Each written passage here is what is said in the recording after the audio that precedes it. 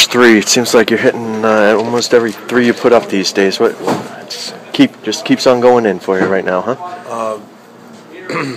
I can't say that. You know, it's just, you know, I had a couple early in the game that didn't go in for me, and I was watching how they were guarding me, and so as the fourth quarter came along, every time I got the ball, I knew they were trying to run me off the three, so I said this three was going to be on my terms. You know, when Lee jumped at me, I was going to pump fake him and let him fly by me, just like one of my favorite movies, Top Gun. So put on the brakes and let him fly by. Ray, what was the key to the comeback down by 10 with just under 5 minutes left?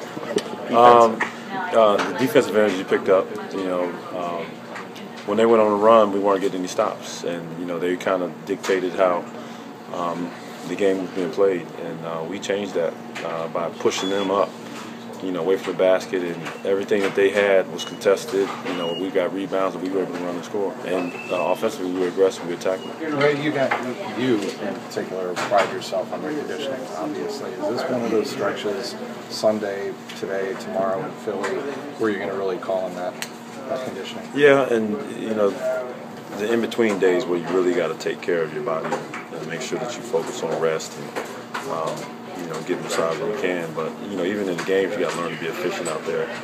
How did you do that tonight? I don't know. It's weird because sometimes you have to run harder just to kind of, you know, push that bad wind out of you, and then sometimes you got to just be efficient and just get to your spot and just allow your body to kind of recover a little bit out there. So it changes, and you have to listen to your body, and you know, sometimes your body's telling you can't go more. I can't give you any more. And when that happens, you got to make sure you pass the ball. You know, still make a sharp cut, but you know, our legs are so important when you get to your shot. So, you know, if I'm short on the shot, I know it's my legs, so I got to always make sure that I pay attention to that. And I think we as a team, you know, we got to make sure we play more together in these stretches because it's going to require us to be, you know, a team unit when we're playing through the games. Can you talk about the importance of running, even in the fourth quarter? Like one of the biggest baskets you had in the fourth was that fast break layup. Ronnie got you in transition. You talk about the importance of keeping up that pace even that late. Well, the game, there's so many facets to the game. Like you have to score in transition. You got to score in half break and fast breaks. You got to score in off easy buckets. You got to score off free throws. You know, you got to have a 3-point game. You have to have a post-up game. So many different things. So you know, you have to be prepared for all things. And you know, I always feel like if I can be in better condition than my guy, then that's going to be, you know, 4 to 6 points a game that, you know, I'll be able to get. So just because he's tired and he can't keep up. Doc says he doesn't have an explanation for it because you spend most of your time on the golf course. But the fact that career-wise you're shooting as good as you ever have from three-point land, is there an explanation for it? I just think good living. You know, for most of my the youth part of my NBA days, you know, I took care of my body and, you know, put pretty much the right stuff in my system. So now, you know, at this point, I'm able to still push like I've been pushing most of my career. And, you know, I push my body to limits that, you know, it can respond, you know, in a good way. And, you know, I don't, you know, I get sick, but, you know, my body physically when I'm on the court, it does what I want it to do. And that's just, you know, taking care of it so I get the right things out. Does it feel like you're shooting as well as you ever have? Can you tell that you are? No, it's like a constant grind. Like every day is, you know, a new day where I'm working on something like, you know, more arc on the ball, like, you know, trying to keep a rhythm on the free throw line, like trying to, you know, get certain. It's just so much. I don't even what more you got, but it is a constant grind. Wait, was there one shot that really got you going inside where you felt yourself kind of start clicking and then go from there? Like maybe midway through the fourth, late in the fourth. So one shot you could kind of put your finger on that started the rhythm again and kind of got you going. I can't say that there was one. It's really just how the team plays. Yeah.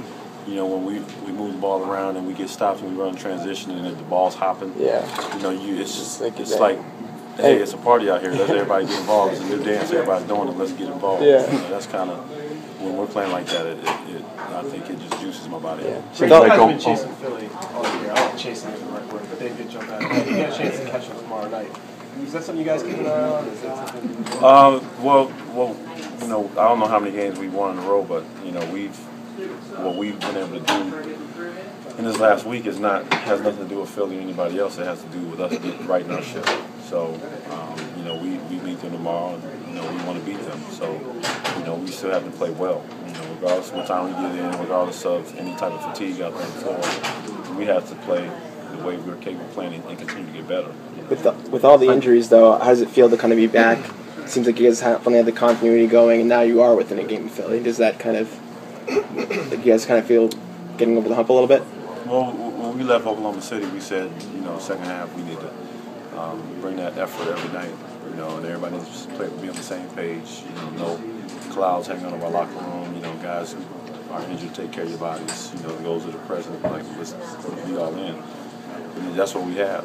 We can't, look over our shoulders and worry about who's not here or deal with what's going on in the training room. It's just all about, those 5 guys for that time being on the floor, and the guys on the bench, we got to help each other out so we can be better. And I think, developing consistent habits and routines is where we're starting to get. Another game, another milestone for somebody in your team with KG going to 12th all time. What's it say about him that he's able to pass Shaq and just the sheer number of rebounds that he's pulled down? It's a tremendous feat. Like, I sometimes don't understand or recognize, the greatness that I'm playing with.